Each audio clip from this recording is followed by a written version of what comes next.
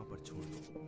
महिलाएं ने बाबा का आदेश माना और आटा को गांव की सीमा पर छोड़ा। कुछ ही समय में कॉलेरा का प्रभाव कम हो गया। गांव सुरक्षित रहा। लोग समझ गए कि बाबा ने रोग को पीसा था। इस घटना का गहरा अर्थ था। भोजन पीसना माया और पाप को पीसने का प्रतीक था। गुरु भक्त के दुख और संकट को अपने ऊपर ले लेता है। बाबा की क्रिया सिर्फ बाहरी नहीं, आंतरिक शुद्धि का संकेत थी।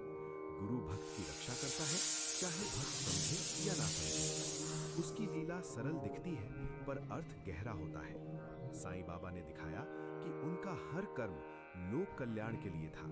श्रद्धा और विश्वास से भय दूर होता है।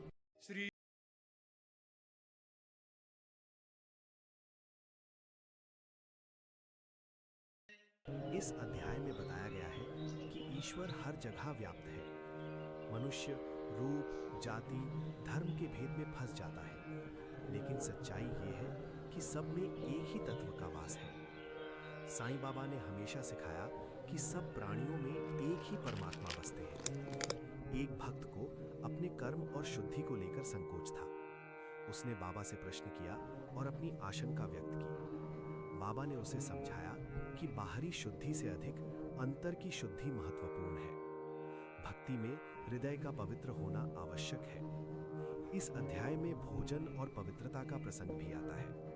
लोग शुद्ध अशुद्ध के भेद में पड़ जाते हैं, पर बाबा का दृष्टिकोण अलग था। उनके लिए प्रेम और भाव ही मूल था।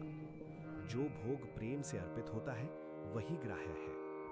बाबा का व्यवहार कभी-कभी असामान्य लगता था, पर हर क्रिया के पीछे गहन अर्थ होता था।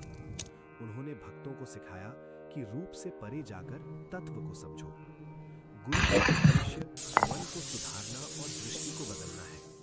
भेदभाव त्याग दो, हृदय को पवित्र बनाओ। प्रेम ही सच्ची भक्ति है। जो सब में ईश्वर को देखता है, वही वास्तव में ज्ञानी है। साईं बाबा का संदेश स्पष्ट था: अंतर शुद्धि, समता और प्रेम। श्रद्धा, सबूरी, सबका मालिक एक है।